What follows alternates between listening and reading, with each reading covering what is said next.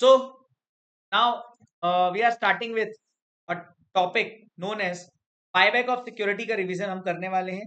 काफी exhaustive revision करेंगे। फटाफट से मैं आपसे रिक्वेस्ट करूंगा जो भी यहाँ पे बैठे हैं वो बायबैक का रिवीजन देख लें, है ना। नोट्स आपके पास ऑलरेडी हैं। यस, बिल्कुल कीर्ति, वी विल। तो बायबैक की पीडीएफ आपके सामने होगी या कॉपी आपके सामने होगी। फटाफट से हम बायबैक अगले 20 मिनट में कंप्लीट करते हैं। ओके, चलो इधर। Sir, what do you mean by the term called as buyback? Buyback of securities. Buyback of securities से मैंने याद है आपको एक कंसेप्ट से स्टार्ट किया था कि बायबैक जब भी होगा, मान लीजिए किसी कंपनी के पास 1000 शेयर्स है और वो 200 शेयर्स बायबैक करना चाहते हैं, तो जैसे ही उन्होंने 200 शेयर्स बायबैक करे तो शेयर्स बॉट बैक यहाँ पे 200 शेयर्स आ जाएगा। लेकिन कंपनीज एक्ट बोलता है कि जैसे ही आपने शेयर्स बायबैक करे उन्हें इमीडिएटली सेम डे पे कैंसिल करना पड़ेगा। तो कहने से आपकी बैलेंस शीट पे नेट इंपैक्ट क्या आ जाएगा? डायरेक्टली 800 शेयर्स रादर देन ये 200। ये बात याद आ रही है? सर इसका लॉजिक क्या है? चार्टर्ड सम रिवीजन में हम सिर्फ एग्जाम पॉइंट ऑफ व्यू वाली बात करें। Okay sir, this is called buyback. Okay sir, what is buyback? It means company buy its own equity shares from market and cancels its immediately. Immediately हम इसको cancel कर देते हैं। Yes no? हाँ sir, पक्का, ग्रेट। अब क्या हुआ, जब हमने इसको इमीडिएटली कैंसिल कर दिया तो इससे हमारी शेयर कैपिटल भी कम हो जाएगी। पक्का? हाँ सर। चलो, तो मैंने आपको बताया बायबैक क्या होता है। बायबैक मींस कंपनी अपने खुद के शेयर्स परचेज कर लेती है और उसे इमीडिएटली कैंसिल कर देती है। इमीडिएटली जब कैंसिल करेगी तो कहना है इससे शेयर कैपिटल रिड्यूस होगी। Yes no? Yes. Sir buyback क्यों कर रहे हैं? सर बायबैक की कुछ रीजंस हैं कि भाई to increase earning per share, to increase promoters holding, to discourage hostile bid, stop market price from falling, to pay surplus cash to share holders, है ना। ये सारी चीजें। सर बायबैक करते कैसे हैं? How to do buyback? Section 68 will be followed of the companies act 2013। सबसे important बात तो यही है। देखो दोस्तों, क्वेश्चन करने में टाइम लग रहा है तो इसका मतलब आप क्वेश्चन, कई बार ना ऐसा हो जाता है कि क्वेश्चन अपन कोई भी चैप्टर हो, अकाउंट्स का, एडवांस अकाउंट्स में कोई भी चैप्टर हो, एएस हो, आपको अगर क्वेश्चन करने में टाइम लगता है ना तो इसका मतलब कहीं ना कहीं आप क्वेश्चन जल्दबाजी में पढ़ रहे हो। हौले हौले आराम से क्वेश्चन पढ़ो ना, क्या जल्दी है? जल्दबाजी में पढ़ोगे तो कोई मिस्टेक हो जाएगी, फिर क्वेश्चन बनेगा नहीं, तो वैसे ही कॉन्फिडेंस कम हो जाएगा। इस टाइम पे कॉन्फिडेंस बूस्ट अप करना है तो पेशेंस के साथ कूल माइंड से क्वेश्चन पढ़ने की जरूरत है। टेंशन जितना लोगे उतना ही फेल होने की प्रोबेबिलिटी बढ़ जाएगी, तो टेंशन नहीं लेना है। जितना चिल होके पेपर दोगे ना, ज्यादा अच्छा स्कोर करोगे। ओके, चलो सर, तो हमें बायबैक कैसे करना था? सेक्शन 68 का कंप्लायंस करके। ठीक है सर, सेक्शन 68 का कंप्लायंस करेंगे। ओके सर, ये क्या लिखा था बीच में? ये कुछ नहीं, मैंने आपको याद है लॉजिक बताया था सारे। ये बायबैक क्यों करते हैं इसके लॉजिक्स मैंने आपको यहाँ पे एग्जांपल्स में बताए थे। अब ये सब अपने को नहीं देखना है, अपने को कहाँ पे चलना, सीधे आगे बढ़ जाना है। अपने को एग्जाम पे फोकस करना सर। हाँ, section 68 of the companies act. Section 68 तीन कंडीशन बोलता है। Company can not buy back partly paid up equity shares. तो कैन आई से, ध्यान से सुनो, कैन आई से company can not buy back partly paid up equity shares. ठीक है, मतलब फुल्ली पेड अप होना जरूरी है, यस और नो? हाँ sir, company can not use proceeds from fresh issue of equity shares to buy back the equity shares। Sir मैंने अभी अभी ना फ्रेश इशू किया है, सिक्योरिटीज का फ्रेश इशू किया है और उससे कहना से पैसे आए होंगे, उस पैसे से मैंने अपनी शेयर्स बायबैक कर ली। ये तो टाइम पास मार रहे हो आप, ये तो आपने टाइम पास ही मार दिया। कारण आपने फ्रेश इशू किया, मतलब नए शेयर्स इशू करे तो शेयर होल्डर्स ने पैसा दिया, उसी शेयर होल्डर के पैसे से आपने वापस से अपने शेयर्स खरीद ली। ये कौन सी बात होती? It is not allowed. समझ रहे हो? बायबैक करने के बाद, बायबैक करने के बाद अगले 12 महीने तक आप कोई भी फ्रेश इशू नहीं कर सकते, ये भी एक कंडीशन है। After buyback of equity share company can not issue equity shares for cash for next 12 months. अगले 12 महीने तक आप fresh issue of share capital नहीं कर सकते, नहीं कर सकते। सर ये कौन सी कंडीशन है? General condition. हमारी है काम की कंडीशन ये तीन, तीन टेस्ट। सर एक तो होता है आउटस्टैंडिंग टेस्ट, एक होता है रिसोर्स टेस्ट और तीसरा होता है debt equity test. Am I clear? Okay sir ये क्यों बताएं पे 3 जनरल कंडीशन? सर ये सेक्शन 68 पढ़ रहे हैं अपन, तो उसकी जनरल कंडीशन भी पता होनी चाहिए, क्योंकि अपने अकाउंट्स के मॉड्यूल में भी गिवन है और एमसीक्यू में भी है। हाँ, okay. Sir number of equity shares, outstanding test क्या बोलता है? Sir number of equity shares bought back should not be more than 25% of the equity shares. 25% of the equity shares से ज्यादा नहीं होना चाहिए। सर जो हम फंड्स लगा रहे हैं for the purpose of buyback, वो इक्विटी का 25% या उससे ज्यादा नहीं होना चाहिए। ये दूसरी कंडीशन है। पहला क्या था? कितने नंबर ऑफ इक्विटी शेयर्स हम बायबैक कर सकते हैं? मैक्सिमम कितने? How many? 25%। दूसरा, हम फंड्स कितना अप्लाई कर सकते हैं? Sir maximum 25% of equity.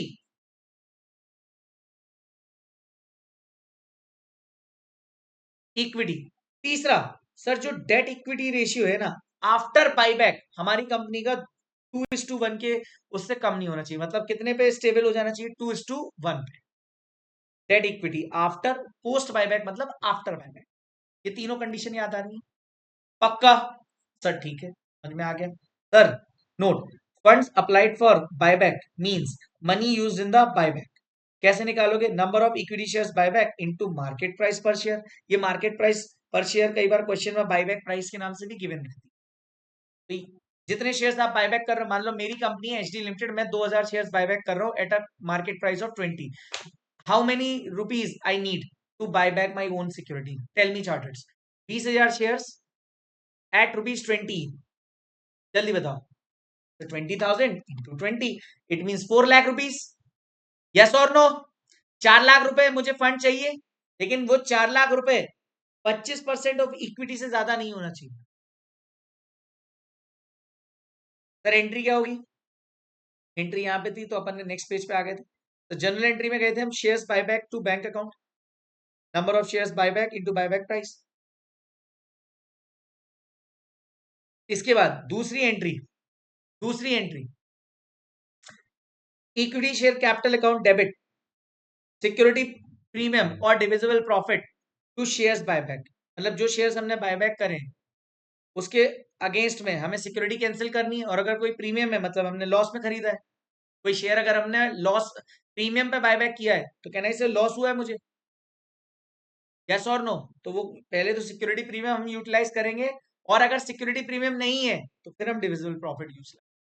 सबसे पहले हम क्या यूटिलाइज करेंगे? जल्दी बताओ बेटा।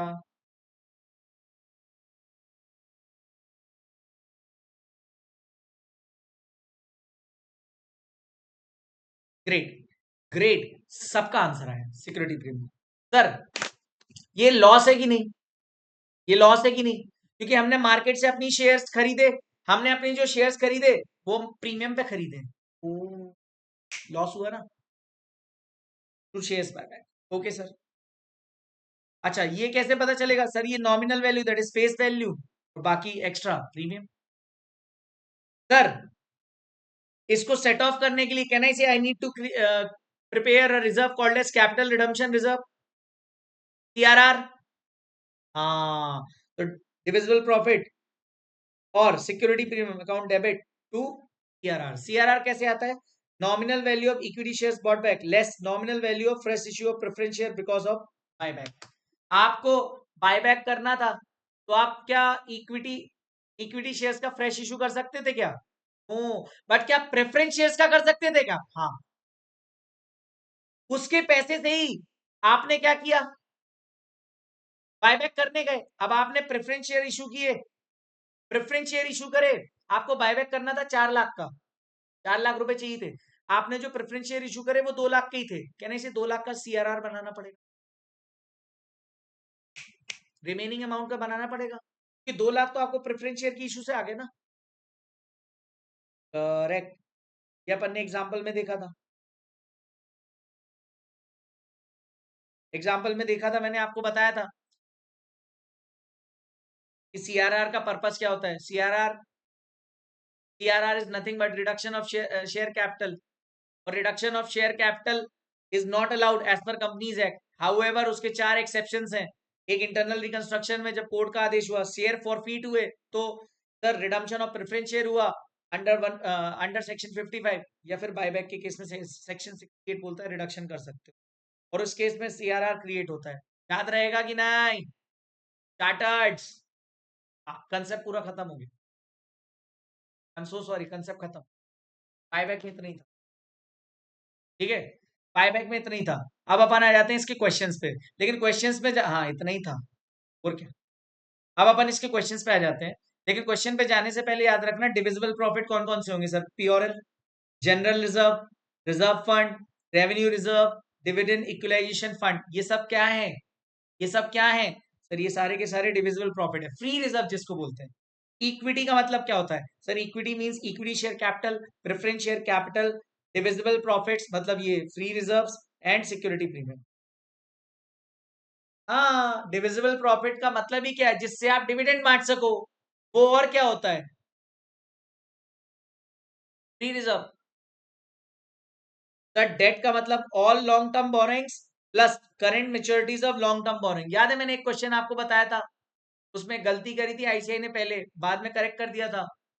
हाँ करेक्ट, बस ये मैंने आपको बता दिया था। इसके बाद मैंने एक एग्जांपल दिया था कि मान लो example number 1, number of equity shares buyback है 200, बायबैक प्राइस है 25, बायबैक प्राइस कितनी है? 25 पर शेयर, नॉमिनल वैल्यू है 10 रुपए, divisible profit and security premium sufficient है बायबैक करने के लिए। सफिशिएंट मतलब जितना जरूरत है उतना है अपने पास, ठीक है सर। तो पहली एंट्री क्या हो जाएगी? Shares bought back account debit to bank. कैसे sir? 200 share into 25, can I say 5000। दूसरी एंट्री, इक्विटी शेयर कैपिटल, मान लो फ्रेश फेस वैल्यू 10 रुपए है, तो 200 into 10 equity share capital account debit 2000 to shares bought back 5000। लेकिन बैलेंसिंग फिगर कहां चली जाएगी? या तो डिविजिबल प्रॉफिट या सिक्योरिटी प्रीमियम, मतलब 15 का प्रीमियम है। Okay, divisible profit and SP account debit to CRR 2000, hence we can say that reduction in equity is by rupees 2000, nominal value of shares bought back.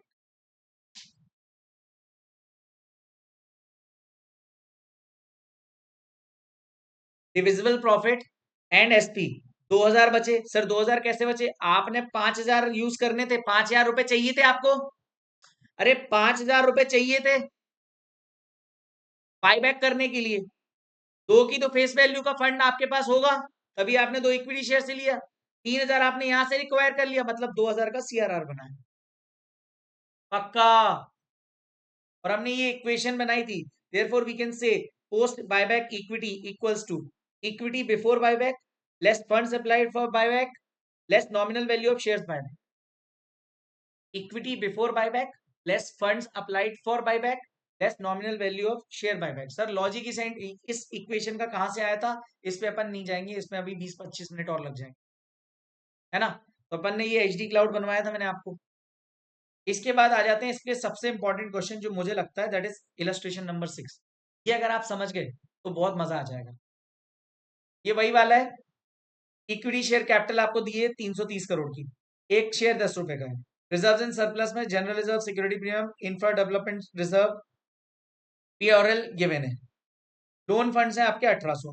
Share holder of parent limited on the recommendation of their body board of directors on 12th September a proposal to buy back the maximum permissible number of equity shares considering large surplus funds available at the disposal of the company. Market value of the company share is 25 per share. In order to induce existing shareholders, उन्होंने बोला कि हम market price से 20% extra पे हम shares buyback करेंगे। मतलब market price कितनी है? 25 प्लस 20%, 30 रुपीज में हम बायबैक करने वाले हैं पक्का। You are also informed that infrastructure development reserve is created to satisfy income tax requirement. मतलब ये statutory reserve है, ये free reserve नहीं है। You are required to compute maximum number of shares that can be buyback in the light of above information, and also under a situation where loan funds of the company with either 1200 और 1500। देखो अपने को current situation में loan fund कितने दिए? 1800। वो बोल रहे हैं इस सिचुएशन में भी बता दो कि अगर 1200 करोड़ का लोन फंड हुआ तो क्या बायबैक कितने पे कर पाओगे, या 1500 करोड़ हुआ तो कितने पे कर पाओगे?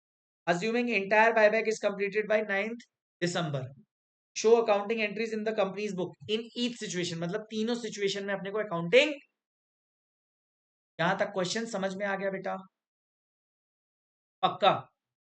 तो क्वेश्चन में क्या क्या डिटेल गिवन थी? स्टेप नंबर 1 में अपन बेसिक डिटेल लिख लेते थे, याद है? इक्विटी शेयर्स अपने पास 33 करोड़ के, क्योंकि 330 divide by 10। Let the number of shares buyback equals to X मान लेंगे अपन। क्यों? क्योंकि भैया हमको यहाँ पे बताया ही नहीं कि हमें कितना लेना है, बोल रहे मैक्सिमम कितना ले बायबैक कर सकते हैं। हाँ, तो let the number of shares be buyback be X, nominal value of equity shares ₹10, तो number of equity shares buyback कितने हो जाएंगे? 10x। 10x कर लेंगे कि 10 रुपीज है face value into number of equity shares x मान के रखे थे अपन ने। बायबैक प्राइस 30, तो अच्छा मुझे बताओ, बायबैक प्राइस 30 और कितने शेयर्स बायबैक करने हैं? x, तो कहना है इसे फंड्स कितने लगेंगे? 30x। लो 30x लगेंगे। इक्विटी में क्या क्या है? 330, 240, सिक्योरिटी प्रीमियम 90 और पीओरएल 750। डेट में आपके पास तीन टाइप की सिचुएशन है, ए सिचुएशन में 1800, बी सिचुएशन में 1200, सी में 1500। स्टेप नंबर 2, कंडीशन लगाई। पहली वाली कंडीशन आउटस्टैंडिंग टेस्ट की, 33 इंटू 25%, 8.25 करोड़ के हम maximum number of equity shares buyback कर सकते हैं एज पर कंडीशन नंबर 1। क्या ये करेक्ट आया या गलत? करेक्ट आया या गलत? करेक्ट आया सर, क्योंकि हमारी पहली कंडीशन ही यही थी कि हम 25% या उससे ज्यादा का बायबैक नहीं कर सकते। आउटस्टैंडिंग टेस्ट है, number of equity shares buyback is equal to और more than, not more than 25% of the equity shares. तो मैंने क्या किया सर, मेरे पास था क्या, मेरे पास शेयर इक्विटी शेयर्स थे 33 करोड़ के, इंटू 25% कर दिया, मतलब मैक्सिमम मैं कितना बायबैक कर सकता हूँ? 8.25 से ज्यादा नहीं कर सकता। अच्छा, फंड कितने के अप्लाई कर सकता हूँ सर? 30x और 750 का 25%, तो देखो 750 इंटू 25% डिवाइड बाई 30, मतलब मैक्सिमम फंड में कितना लगा सकता हूं? 6.25 crore. Post buyback debt equity should be 2:1, यही होना चाहिए। अरे हाँ या ना? या अपन इसको ऐसे भी लिख सकते हैं, debt upon equity should not be more than 2/1। अपन ने इसमें तीनों सिचुएशन कर ली, जिसमें लोन फंड 1800 है, एक में 1200 है, एक में 1500 है। पहले अपन 1800 वाला समझते हैं। 1800 हमारा लोन फंड है, should not be more then 2 times of 750, मतलब ये equity less funds applied for buyback less number of equity shares buyback. ये वही इक्वेशन है जो अपन ने क्लाउड में बनाई थी। हाँ हाँ, इसको सॉल्व कर लिया 1800, और ये सॉल्व करके आपको पता चलेगा कि यहाँ माइनस में आ रहा है। तो माइनस में अगर नंबर ऑफ इक्विटी शेयर्स आ रहे हैं तो क्या पॉसिबल है बायबैक करना? नहीं। दूसरी सिचुएशन में 3.75, 1200 करोड़ वाले केस में पॉजिटिव आ रहे हैं, कहना इसे अपन इसे 3.75 तो कंसिडर कर सकते हैं। तीसरी सिचुएशन जब फंड्स अपने पास 1500 के हैं, कहना इसे यहाँ पर जीरो आ रहा था, जीरो आ रहा था मतलब नॉट पॉसिबल। जीरो और नेगेटिव वाला एलिमिनेट हो जाएगा, और हम जब हमारे पास लोन फंड्स कितने के होंगे? 1200 के, तभी हम इतने 3.75 करोड़ के share buyback. Am I clear chartereds? Step number 3 में हम करेंगे जनरल एंट्री, लेकिन जनरल एंट्री के सारे केसेस में करेंगे या सिर्फ जिसमें बायबैक पॉसिबल? सर जिसमें buyback possible. Shares bought back account debit to bank 3.75 into 30, खत्म। Sir share bought back 112.5, 3.75 into 10, 37.5, यहाँ पे आ जाएगा 75 का बैलेंसिंग फिगर। सर इसके बाद आपने क्या किया? सर इसके बाद मुझे बनाना था सीआरआर। सीआरआर कैसे बनेगा? सीआरआर कैसे बनेगा? 37.5 का सीआरआर बनाना है मुझे। अब उसके लिए मुझे क्या चाहिए सर? सिक्योरिटी प्रीमियम में कितना रह गया है सर? सिक्योरिटी प्रीमियम का 90 में से 75 तो मैंने यूज कर लिया, तो कहने से 15 बचा। सर मैं क्या जनरल रिजर्व से डायरेक्ट यूज कर सकता हूँ? कर सकते हो, लेकिन मैंने आपको क्या बोला था? सबसे पहले आप सिक्योरिटी प्रीमियम यूज करो। सिक्योरिटी प्रीमियम 15 बचा, उसके बाद बचा 22.5, जनरल रिजर्व यूज कर लिया या पीओरएल यूज कर लिया, जो भी चाहो आप। आपने जनरल रिजर्व यूज किया था, खत्म। बैलेंस शीट बनानी है क्या? नहीं सर। क्यों? क्योंकि पूछी नहीं थी। बताओ, ये 16 मार्क्स में क्वेश्चन आ चुका है। 14 मार्क्स में आ जाए कोई बहुत बड़ी बात नहीं, 8 मार्क्स में एमसीक्यू आ जाए कोई बहुत बड़ी बात नहीं। तो ये रहा हमारा बायबैक का एक क्वेश्चन। मैंने आपको बोला था क्वेश्चन 10 आपसे होमवर्क में करवाया था। और एक ये मस्ट डू क्वेश्चन है नवंबर 19 का, जो मैंने आपको बोला भी हुआ है, ये भी आप सॉल्व कर लेना। आई होप बायबैक में इससे ज्यादा कुछ भी नहीं करना है। 2 क्वेश्चन या 3 मैंने मॉड्यूल के बोले हैं, 2 क्वेश्चन मॉड्यूल के बोले हैं, और एक नवंबर 19 का क्वेश्चन बोला है। ये आप जरूर कर लेना। गलती 2 जगह पे होगी, एक तो सीआरआर बनाते वक्त, और जब आप रिजर्व्स को यूटिलाइज कर रहे हो उसमें क्या यूज करना है? सबसे पहले एसपी, देन बाकी की फ्री रिजर्व्स। तीसरा गलती कहां हो सकती है? डेट इक्विटी की इक्वेशन में। तो जो लोन फंड है उसको not more than equal to 2 times of equity less funds applied for buyback, और ये कौन सी इक्वेशन? एक और, less number of equity shares buyback वाली। ये याद रखना, ये 3 चीजें अगर आपको याद है, ये चैप्टर आसान है, हाथ में पूरे पूरे मार्क्स अपने में हाथ में। अच्छा, इस क्वेश्चन में जब आप देखोगे, कौन सा क्वेश्चन? नवंबर 19 वाला। इस क्वेश्चन को अगर आप देखोगे ना बेटा, तो इस क्वेश्चन में ना जबरदस्त एडजस्टमेंट्स है। मतलब इसी क्वेश्चन में देखो, इक्विटी प्रेफरेंस भी गिवन है, CR, SP, RR, PRL, dividend equalization, सारे के सारे गिवन है। Non current liability, current liabilities भी गिवन है, tangible, investment, inventory, cash bank, ये सब गिवन है। ये चाह रहे हैं 25% of the paid up share capital buyback करना चाह रहे हैं। ठीक है सर, कर सकते हैं क्या सर? वो तो देखना पड़ेगा। At a price of 20% over market price. Prevalent market price 30 है, 30 प्लस 20% करोगे तो कितना आ जाएगा? कहना चाहिए 36 रुपए में बायबैक कर लेंगे। 36 में बायबैक करेंगे कि नहीं? यस और नो? बायबैक पर करने के लिए उन्होंने डिवेंचर इशू करे, प्रेफरेंस शेयर इशू करे, ठीक है, इन्वेस्टमेंट बेच दिए, और रेवेन्यू रिजर्व में 2 लाख का मिनिमम बैलेंस बचा के रखा है, और उसके बाद इन्होंने बोनस इशू कर दिया। तो पहले आप बायबैक करोगे, उसके बाद बोनस इशू करना, समझे? हाँ। You are required to pass necessary general entry to record the above transaction and prepare the balance sheet after buy. सबसे पहले आपने क्या किया होगा? सबसे पहले आपने नंबर ऑफ इक्विटी शेयर्स निकाले होंगे, कितने बायबैक करने आपको गिवन थे? 50 लाख, 50 लाख, और यहाँ पे देखना 20 रुपीज का एक है, डिवाइड बाई 20, मतलब 25 लाख आपके पास थे, इंटू 25% इंटू 36, मतलब 225 के करीब आप बायबैक कर रहे हो। देखो 22-25 के करीब आप बायबैक कर रहे हो, ये देखो, जिसमें आप 36 में से 20 का तो आपका नॉमिनल वैल्यू है, और 16 का आपका सिक्योरिटी प्रीमियम आप यूटिलाइज कर लोगे। यस और नो? इनकी एंट्रीज क्या गई हैं? इन्होंने देखो सबसे पहले क्या किया, डिवेंचर रिडीम कर दिए, प्रेफरेंस शेयर कैपिटल रिडीम कर दी, फिर इन्वेस्टमेंट बेची, उसके बाद बायबैक किया। करेक्ट किया, सही किया।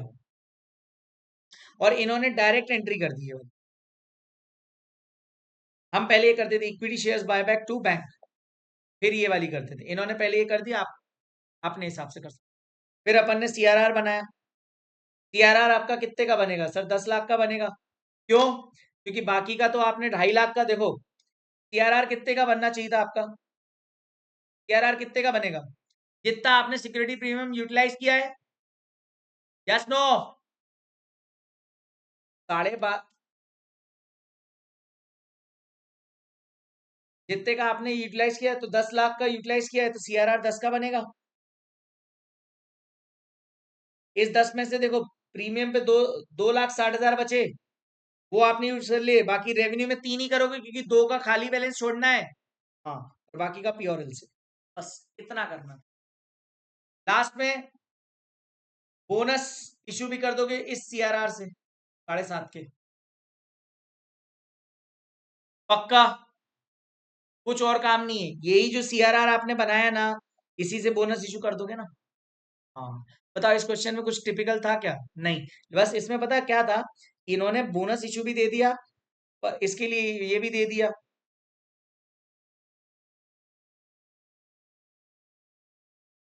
पक्का? डन। बहुत बढ़िया। Done done done done. So this was the entire revision of buyback. I hope life is beautiful in this. We took only 26 minutes. Okay. Bye bye.